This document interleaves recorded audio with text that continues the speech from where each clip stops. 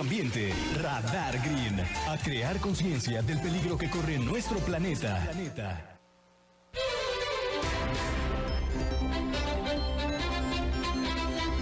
Bueno, gracias, son las 7:50, 7:50. Gracias por seguir con nosotros aquí en Radar News en esta primera emisión. La semana pasada, bueno, pues se reportó en las redes sociales, en los medios de comunicación, peces muertos que aparecieron al interior de lo que se conoce como este vaso regulador del Tángano 1, en el centro sur, aquí en la capital queretana, ahí muy cerca de una plaza comercial. Y bueno, pues se desprendían malos olores, en una descomposición también de algunos peces que murieron y que se observaban también en las orillas de este cuerpo de agua, que bueno, los científicos, los especialistas, los expertos tendrían que explicar sobre esta misma situación. Entiendo que además estaban ya haciendo las indagatorias por parte de las diferentes instancias, la Comisión Nacional del Agua, la Comisión Estatal del Agua, la Semarnat también, que intervino justamente para poder pues atender esta situación, de la Secretaría del Medio Ambiente, Recursos Naturales, para saber qué es lo que había ocurrido con estos cientos, miles de peces que murieron justamente en esta zona de la capital queretana, particularmente en esta zona del Tángano 1, aquí en Querétaro. Como cada 15 días, en estos jueves, me acompaña y le agradezco mucho a la maestra Adriana Luna, experta bióloga en diferentes temas a propósito de tierra de monte, y que bueno, en esta misma visión pudiéramos generar alguna explicación de lo que realmente no pudimos saber o no pudimos conocer ya desde hace 8 días aquí en Querétaro. Mi querida Adriana, ¿cómo estás? Buenos días. Muy bien, gracias, muy contenta como siempre de estar aquí, esperando que todos ustedes se encuentren muy bien. Igualmente, mi querida Adriana. Y bueno, pues la pregunta y de lo que queremos hablar el día de hoy, si no tienes inconveniente, es saber si pudiera haber una explicación de lo que ocurrió en este cuerpo de agua, en este Tángano 1, aquí en Querétaro, un bordo que entiendo yo, un cuerpo de agua que se construyó de manera artificial y que provocó por alguna razón, por alguna situación, la muerte de estos cientos, miles de peces aquí en Querétaro, mi querida Adriana. Claro que sí, pues digo, primero que nada es importante que esperemos a las indagatorias que hacen todas nuestras autoridades, tanto sanitarias como de agua como ambientales, están buscando respuestas, entonces hay que esperar a ver exactamente ellos qué hacen en términos del contexto, en términos del sistema. Tenemos que saber si hay otros cuerpos de agua o conductos que sirven a esta zona, pero bueno, con la información que tenemos al día de hoy, pues me atrevo a sacar algunas conclusiones. Como bien dices, este cuerpo de agua es un cuerpo de agua artificial, se hizo específicamente, hasta donde tengo entendido, para captar todo el agua que viene del cimatario y que viene de Bernardo Quintana para que no se nos inunde. Entonces se utiliza esta zona para captar toda esa agua, y bueno, sabemos que en esta temporada de lluvias tuvimos una gran cantidad de caída pluvial, y entonces este cuerpo de agua pues subió de manera importante en cuanto a su capacidad. A ver. Entonces esto pues así de entrada durante la temporada de lluvias pues se convierte en un lago, ¿no? Sí, claro. Sin embargo, no es que lo alimente un río, no es que lo alimente un manantial, sino que es todo lo que se sirve de las aguas que bajan. Entonces, una vez que se acaba el agua de lluvias, bueno, pues ya no tiene de dónde estar captando agua, y eventualmente se seca, y eso es la función de los vasos reguladores. Sí, claro. Ahora, lo que ocurre ahí, y bueno, hasta donde las autoridades han dicho, ellos no han puesto ahí peces. Los peces no tienen otra manera de llegar más que alguien vaya y los ponga. Claro. Entonces, es probable que algunos vecinos... A ver, espérame tantito, Adriana. A ver, nada más checar. ¿Sí se está escuchando bien? ¿Sí se está escuchando bien allá, mi querido Pirro? A ver, no, espérame, porque tenemos aquí un problema de audio que se escucha muy bajito, mi querida Adriana Luna, con lo que estás diciendo de manera tan importante y tan interesante a propósito de estas situaciones, y que tienen que ver justamente con la necesidad de poder entender lo que significa y representa el efecto o los efectos del cambio climático, del que a veces no tenemos una explicación, o de lo que no podemos incluso ni siquiera pensar o imaginar que se pudiera tratar de una situación de esta naturaleza, mi querida Adriana. Y que, pues bueno, sobre esto ya referías en esta situación, el efecto que se ha provocado en este lugar, en este Tángano 1, donde pues estos peces se pudieron desarrollar de manera natural, se pudieron desarrollar de manera natural, o alguien de repente dejó que siguieran creciendo. Yo leía lo que comentabas también en tus artículos, y bueno, parece que se generó un colapso total de lo que pudo haber sido un desequilibrio de la misma naturaleza en este vaso regulador de agua, mi querida Adriana. A ver si ahora sí nos escuchamos. Exactamente, como te comentaba, Sí. no, los peces no tienen otra manera de llegar ahí porque no hay ningún río que conecte, no hay nada que haga que los peces lleguen. Entonces alguien los tuvo que haber puesto. Sí. Durante la temporada de lluvias, como tenían suficiente agua y como, bueno, ahí la vegetación es abundante porque pues está en medio a las faldas de cimatario, hay suficientes insectos para que los peces se alimenten, y entonces la población empieza a crecer, reproducen entre ellos y la población empieza a crecer. Sí. Entonces, al terminarse la temporada de lluvias, comienza a bajar el nivel de agua, por un lado, y por otro lado, la población de peces sin depredadores naturales, sin parásitos naturales, porque bueno, ese no es su hábitat, pues empezó de manera desmesurada, como digamos como un cáncer, podríamos decir, Sí. sin nada que regular a la población. Y en el momento en el que esa población llegó a un punto donde se agotó todo el oxígeno, y esto ocurre de manera escalonada, pero hay puntos de quiebre, hay puntos de inflexión. Los sistemas pueden aguantar, se regulan hasta cierto punto, pero una vez que pasas ese punto específico, entonces todo se colapsa. Entonces hubo un pez de más, bajó un poquito más, unos centímetros de más el agua, ya no pudo capturar suficiente oxígeno el agua, y entonces ahí todos los peces empezaron a morir. La descomposición consume oxígeno, porque los microorganismos que proliferan ahí van consumiendo oxígeno, y entonces todavía hubo más demanda de oxígeno, y por lo tanto hubo menos oxígeno para los que quedaban, entonces se murieron más, y entonces hubo más demanda de oxígeno, y así sucesivamente. Correcto, en un ciclo vicioso que hace que de pronto todo el sistema colapse.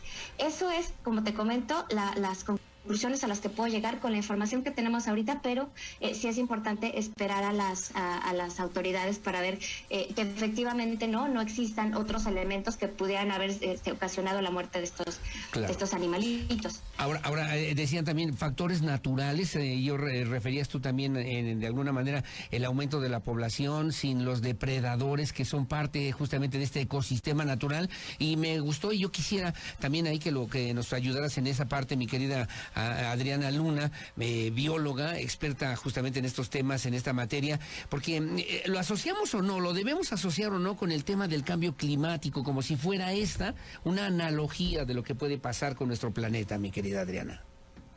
Por supuesto, mira, esto no es consecuencia absolutamente directa del cambio climático. Lo que sí es consecuencia del cambio climático son los patrones de lluvia que tenemos hechos un relajo, ¿no? Uh-huh. Eso sí es una consecuencia directa del cambio climático.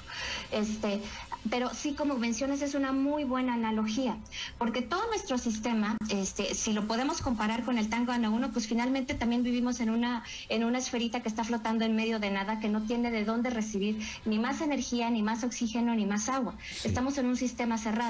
Entonces, lo que hemos hecho durante los últimos años como sociedad es precisamente hacer uso de los recursos de una manera descontrolada, hacer uso de los recursos de una manera que no permite la regeneración del ecosistema, que no permite la sustitución por medios naturales de estos recursos. Sí, y pues efectivamente va a llegar un punto en el que, como ocurrió en el caso del Tangáno 1 con los peces, llega a ese punto de inflexión donde se van a empezar a desencadenar un montón de cascadas, un montón de ciclos viciosos derivados del calentamiento global. Los casquetes polares son un ejemplo de eso. Sí, claro.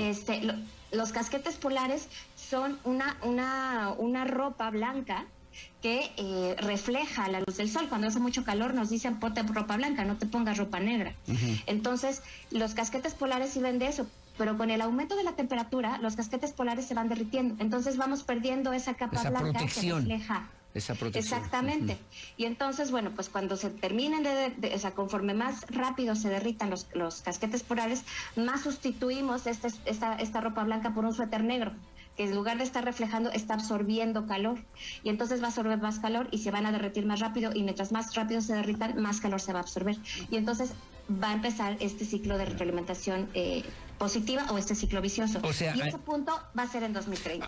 2030, o sea, es lo que te iba a preguntar, ¿qué estamos haciendo en los municipios, en los estados, en el país, en los países incluso, para revertir estos efectos que parecen, entre comillas, naturales de lo que tiene que ver con el cambio climático? ¿O estamos contemplando solamente este tipo de situaciones? Es con peces ahora, pero quiero pensar y te lo pregunto y a ver si no estoy exagerando, ¿va a ser con personas en algún momento también de la historia del mundo, mi querida Adriana Luna?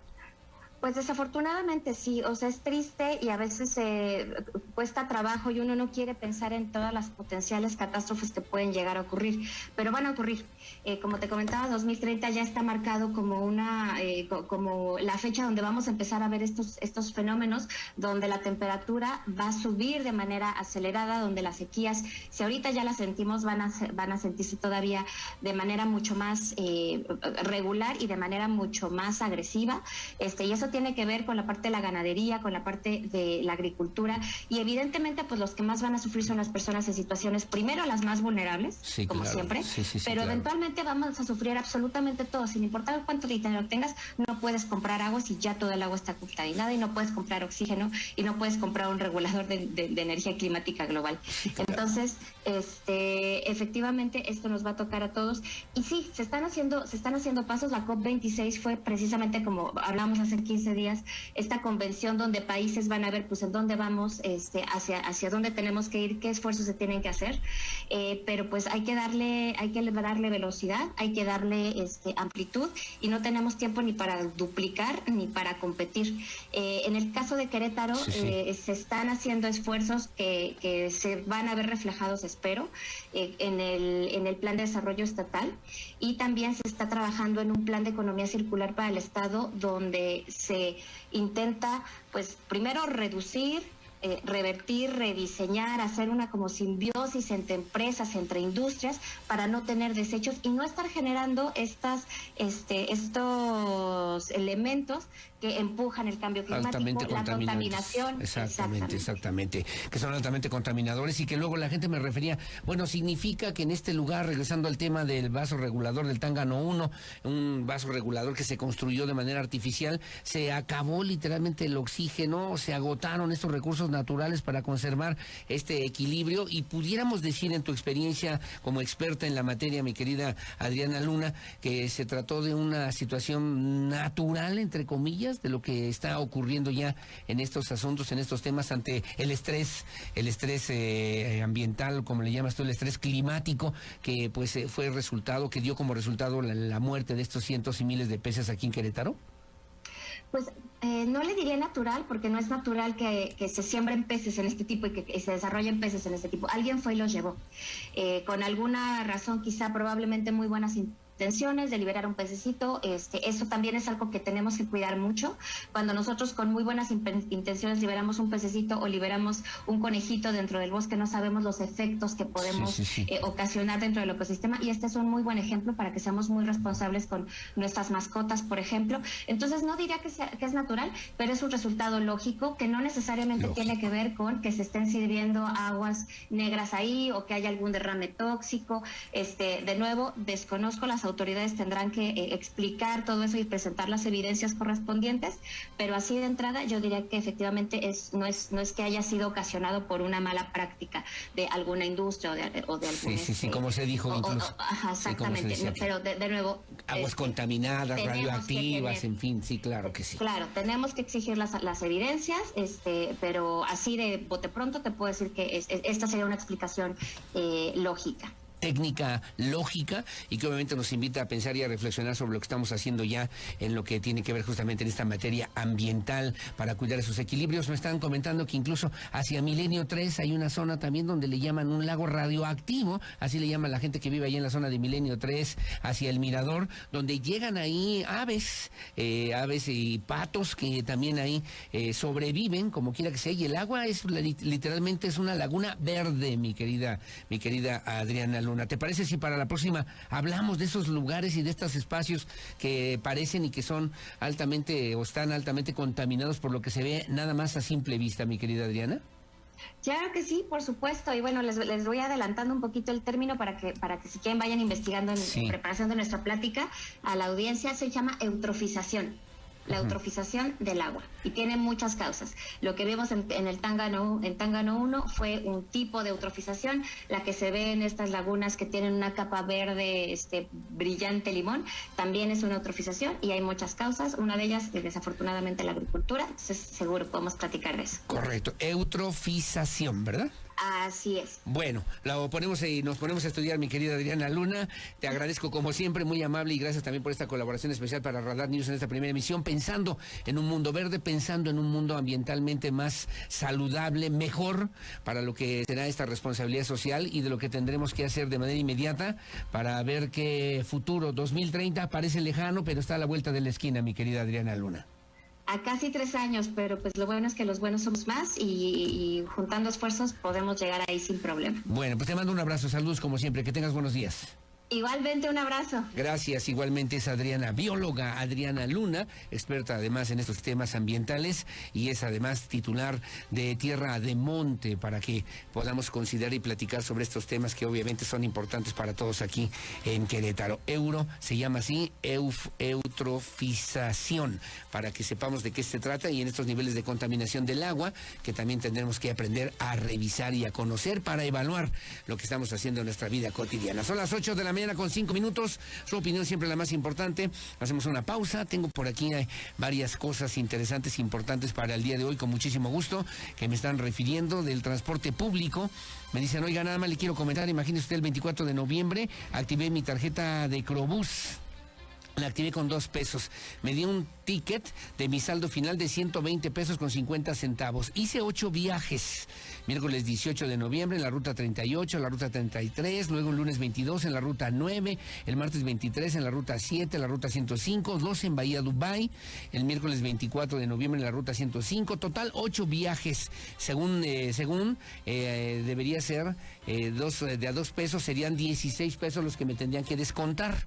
Bueno, ya me dice aquí el número de su tarjeta, me están cobrando la tarifa normal, gracias por su gentileza, ojalá que lo pueda comentar, no sé qué hacer, a dónde tengo que acudir o qué puedo esperar para resolver esta situación. Me dice don Javier Rangel Cárdenas, que aquí tengo también sus datos para que lo tomen en cuenta nuestros amigos del Instituto Queretano del Transporte, y hoy tengo 57.50 pesos al día de hoy en mi saldo final. No entiendo qué está pasando, me dice don Javier Rangel. Pasamos el reporte con mucho gusto al Instituto Queretano del Transporte. Las 8:07, su opinión siempre la más importante. La pausa, regresamos enseguida con más. Radar Green te invita a contribuir con el cuidado del medio ambiente. Radar Green, a crear conciencia del peligro que corre nuestro planeta. El acontecer de nuestra ciudad está en Radar News, primera edición de Radar News. En un momento continuamos por el 107.